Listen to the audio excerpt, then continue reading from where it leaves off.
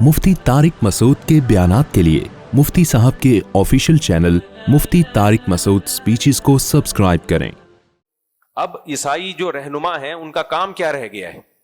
ایک بات کر کے بس میں آگے چلتا ہوں۔ جس مذہب کے مذہبی اسکالر جن چڑیل بھوت بھگانے کے لیے اور غیب کی باتیں بتانے کے لیے بیٹھ جائے نا، سمجھو اس مذہب کا بیڑا غرق ہو گیا۔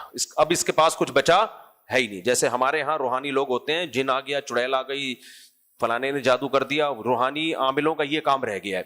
یہ وہ لوگ ہوتے ہیں جو مدرسوں میں پڑھے نہیں ہوتے، علم حاصل نہیں کیا ہوتا، لہذا ان کو حلال و حرام کا علم تو آتا نہیں ہے، تو یہ تعویذ، گنڈے، جن، چڑیل، بھوت، یہ سب چیزوں میں لگے ہوئے ہوتے ہیں۔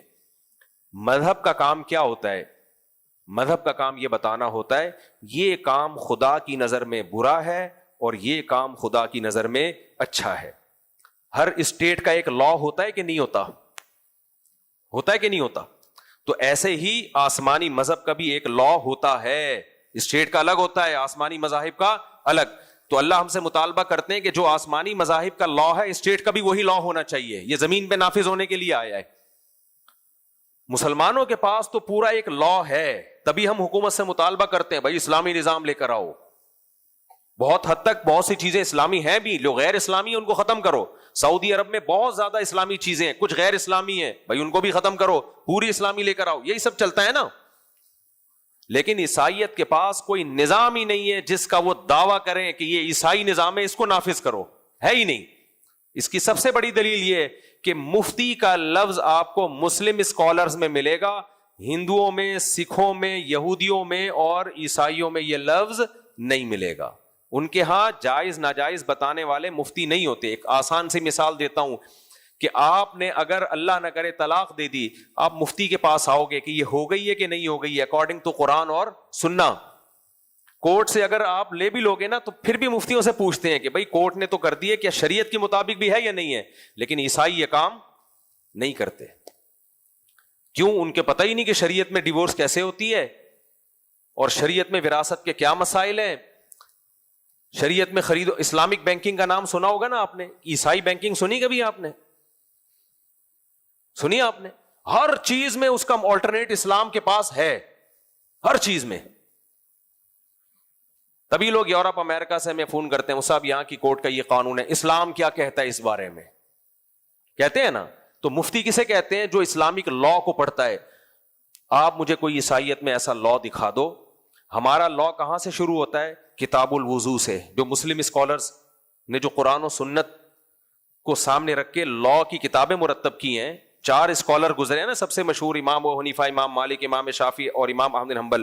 جب اسلام دنیا میں پھیلا، خلافتیں قائم ہوئی، تو ریٹن فارم میں اسلامک لا کی ضرورت تھی، تو 4 مشہور اسلامک لا وجود میں آئے۔ ان میں چند چیزوں میں اختلاف تھا، میجر چیزیں سب کی ایک جیسی، اور وہ جو اختلاف تھا اس کے بارے میں بھی نبی نے ہمیں بتا دیا تھا کہ یہ اختلاف ہوگا، تو اس میں پریشان ہونے کی ضرورت نہیں ہے۔ اس میں جو حق پر ہوگا اس کو 2 اجر ملیں گے، جس سے غلطی ہو گئی اس کو بھی اجر ملے گا۔ یہ بھی ہمیں نبی نے پہلے بتا دیا کہ اس اختلاف کو زیادہ ویلیو مت دینا، بلکہ اس اختلاف کا فائدہ یہ ہوگا کہ بعض دفعہ ایک زمانے میں ایک فقہ کا کوئی مسئلہ چلنا ممکن ہی نہیں ہوگا، تو دوسری کتاب سے تم سہارا لے سکتے ہو، کیونکہ قیامت تک آیا ہے نا۔ تو وہ جو 4 مشہور لا ہمارے مرتب ہوئے، آپ ان کی کتابوں میں ان کی ڈیٹیل میں جاؤ، انسانی عقل حیران ہو جاتی ہے۔ 1200 سال پہلے تقریباً امام شافعی نے ایک کتاب الام کے نام پر اسلامک لا کی کتاب لکھی، قرآن و سنت، حدیثیں، قرآنی آیات استدلال کر کے۔ اس سے پہلے امام ابو حنیفہ کے شاگرد امام محمد لکھ چکے تھے 6 کتابیں۔ یہ لوگ کہتے ہیں نا امام حنیفہ کی کوئی تصنیف نہیں ہے، تو اس سے کوئی فرق نہیں پڑتا۔ امام حنیفہ کے شاگرد کی جب ہے، جس میں ابو حنیفہ رحمہ اللہ کے اقوال نقل کر دیے، تو اس میں کیا جا رہا ہے کہ وہ خود نہ لکھنے سے کیا ہو گیا، ان کے شاگرد نے لکھ دی نا۔ تو ان کے شاگرد نے پوری کتاب 6 کتابیں لکھی جو اسلامک لا۔ وہ کہاں سے شروع ہوتے ہیں؟ پھر امام مالک کی کتابیں ہیں، امام احمد ابن حنبل کی کتابیں ہیں۔ تو یہ صرف لکھی نہیں گئی، ہزاروں، صدیوں، 1000 سال سے زیادہ یہ دنیا میں راج کیا ان کتابوں نے، ان پر فیصلے ہوئے، عدالتیں چلی۔ ابھی خلافت عثمانیہ کا خاتمہ 1922 میں جا کے ہوا ہے، 1920-22 میں، تو جا کے اسلامک لا کو زوال آنا شروع ہوا ہے۔ لیکن اب بھی مفتیان کرام وہ لا پڑھتے ہیں، اور ایسا نہیں کہ بالکل ختم ہو گیا، اب بھی بہت بڑا حصہ اسلامی ملکوں میں اسی کا نافذ ہے، اسی کا چل رہا ہے، اسی کو فالو کیا جاتا ہے. لیکن کیا عیسائیت میں ہے؟ اور وہ لا آپ دیکھو، کتاب الوضو سے شروع ہوتا ہے، طہارت کے احکام، پاک کیسے کیا اپنے آپ کو کیا جائے گا، پھر اذان ہے، پھر نماز ہے، پھر زکوٰۃ ہے، پھر زکوٰۃ کے ڈیپ میں جا کے احکام، پھر روزہ ہے، پھر حج ہے، پھر ریاستی قانون ہے، کتاب الحدود ہے، سزاؤں کا باب الگ ہے، حدود کا باب الگ ہے، تعزیر کا باب الگ ہے، پھر عدالتی قوانین کا باب چیپٹر الگ ہے. اتنی فقہ کی کتابیں آپ لے کر آتے ہو نا اسلامی قانون کی، کبھی آپ آؤ جامع الرشید خوشبو لگا کے تو میں آپ کو دکھاؤں، یہاں سے یہاں تک ان کی جلدیں ہوتی ہیں، بال سفید ہو جاتے ہیں مفتیوں کے وہ پڑھ پڑھ کے. ایسے نہیں بن جاتے مفتی بیٹھے بیٹھے ٹیشن پڑھا، ایک چینل بنایا، چل بھائی پھینکتا رہے بیٹھ کے. تو اتنی بڑی بڑی کتابیں، پوری پوری زندگیاں گزر جاتی ہیں. یہ روحانی علاج کے ٹوٹکے تھوڑی لکھے ہوتے ہیں ان کتابوں میں، اسلامی لا لکھا ہوتا ہے، قانون لکھا ہوتا ہے، تبھی مفتیوں کے پاس ہر مسئلے کا جواب ہوتا ہے.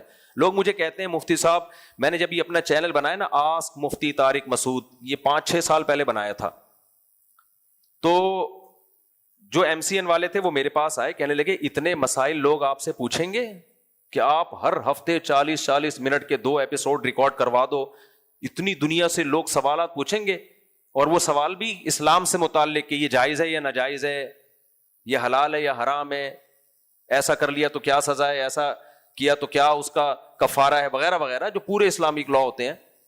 اس نے کہا یہ چلے گا کیسے، اتنے سوالات آئیں گے؟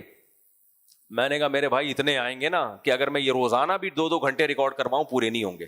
آپ دیکھ لو میرا چینل چل رہا ہے، لوگ کہتے ہیں 3-3 4-4 مہینے بعد ہمیں جواب ملتا ہے، اور ابھی بھی سوالات کی اتنی بھرمار ہے کہ آپ کی سوچ ہوگی سمیٹنا نمٹانا مشکل ہو رہا ہے.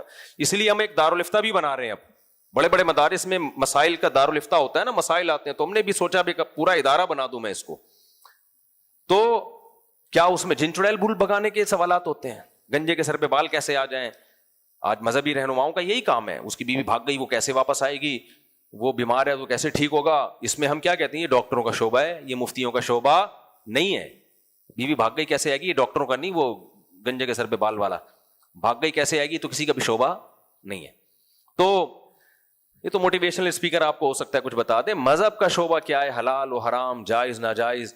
تو جیسے وکیل بڑی بڑی کتابیں پڑھتے ہیں نا قانون کی، بال سفید ہو جاتے ہیں پھر بڑا وکیل بنتا ہے، اس سے زیادہ کتابیں مفتی کو پڑھنی پڑتی ہیں پھر وہ صحیح مفتی بنتا ہے. تو یہ عیسائیت میں کہاں ہے میرے بھائی، کہاں ہے میرے بھائی.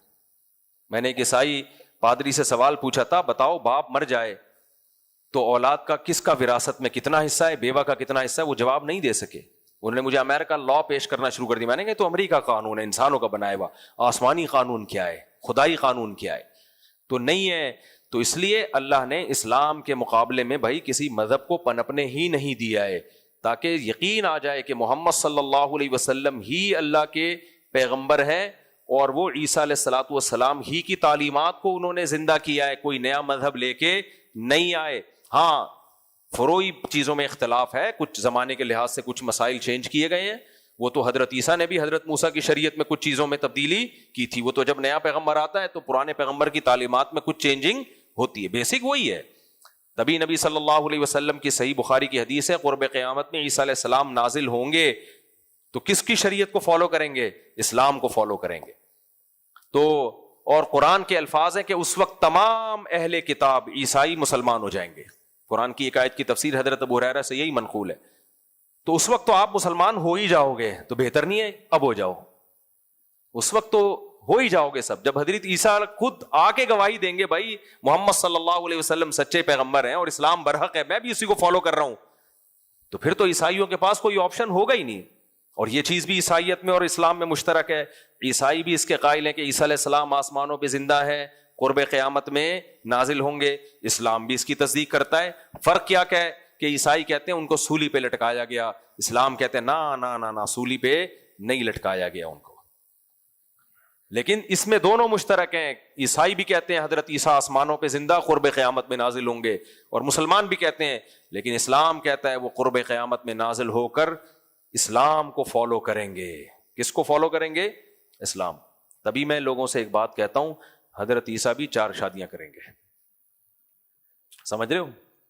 یہ ہو نہیں سکتا کہ محمد صلی اللہ علیہ وسلم، آپ کتنی بھی عیسائیوں کی کتابیں دیکھ لو، پچھلے پیغمبروں میں شاید صرف ایک زکریا علیہ السلام ہے اور ایک آدم علیہ السلام ہے جن کی ایک بیوی تھی، باقی تو ہر پیغمبر کی ہمیں بہت ساری بیویاں ملتی ہیں. تو یہ کیسے ممکن ہے کہ عیسیٰ علیہ السلام بغیر نکاح کیا آسمانوں پہ چلے گئے، اور اللہ نے آپ کا نکاح کرایا ہی نہیں اسی وجہ سے. اللہ کو پتا تھا آئیں گے تو پھر ہوں گی ان کی صحیح، ان کے کثرت سے نکاح ہوں گے. تو یہ سب چیزیں کامن ہیں. تو اسی وجہ سے قرآن نے عیسائیوں کی صورت میں ایک تعریف بھی کی ہے.